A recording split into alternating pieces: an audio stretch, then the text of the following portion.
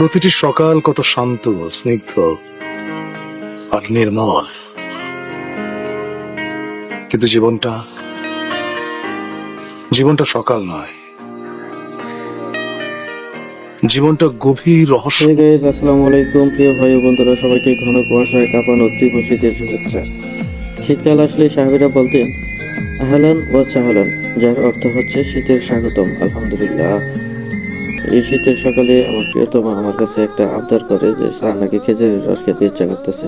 তো যাই হোক, তার ছোট্ট একটা আবদার আমি পূরণ করবো না, এটা কি কখনো হয়?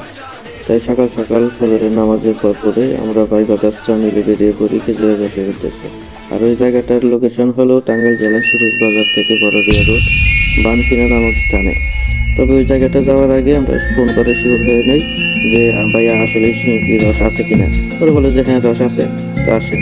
তো ওই জায়গায় যাওয়ার পর পরেই আমরা দেখি যে রাস্তা দিয়ে কিছু তালতো বোন হেঁটে যেতেছে। দেখে খুবই ভালো লাগলো, মনোরম পরিবেশ। তো দেখি যে তালতো বোনেরা সুন্দর মজা মস্তি করতেছে, ছবি টবি তুলতেছে এই আর কি। তো ওইখানে যাওয়ার পরে আসলে মনটা ফ্রেশ হয়ে গেল। তো যাইতে যাইতে দেখি যে চারপাশে খেজুর গাছে ভরা, আশেপাশে পুকুর, খুবই সুন্দর একটা প্লেস। তো তখন মনে হইলো যে আমার প্রিয়তমাটা যদি কুয়াশার মধ্যে এইভাবে হাঁটতে পারতাম সাথে সাথে, তাহলে তো আরো ভালো লাগতো। তো প্রিয়তমারের সাথে নিয়ে আসতে পারি না, বাদি বাদার্সে নিয়ে আসছি। হ্যাঁ, বাই বাদার্সের সাথে আরো মজা মাস্তি বেশি হয় আর কি। তো ওই যে আমরা চলে যাইতেছি আবার এই গন্তব্যস্থলে।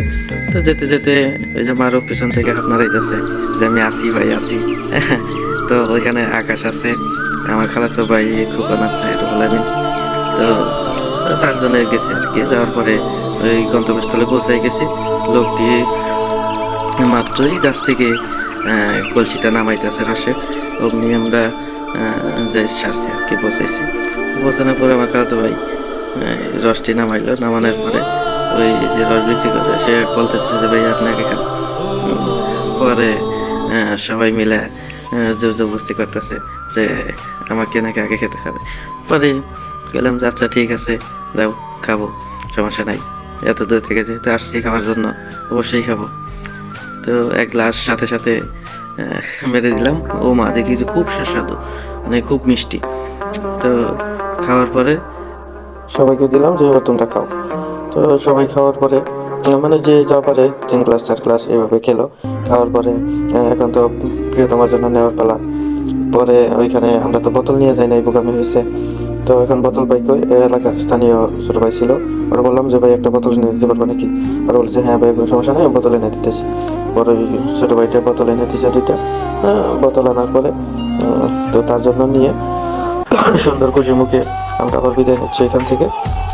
তো বিদায় নিতে নিতে রাস্তা দিয়ে দেখি যে আর তালতো বোন কয়েকজন, এখানে 2জন ছিল, ওরা পারাপারি করতেছে রাস্তার মাঝখানে। তো যাই হোক, ভিডিও আজকে এই পর্যন্তই। সবাই ভালো থাকবেন, সুস্থ থাকবেন। আসসালামু আলাইকুম রহমতুল্লাহ।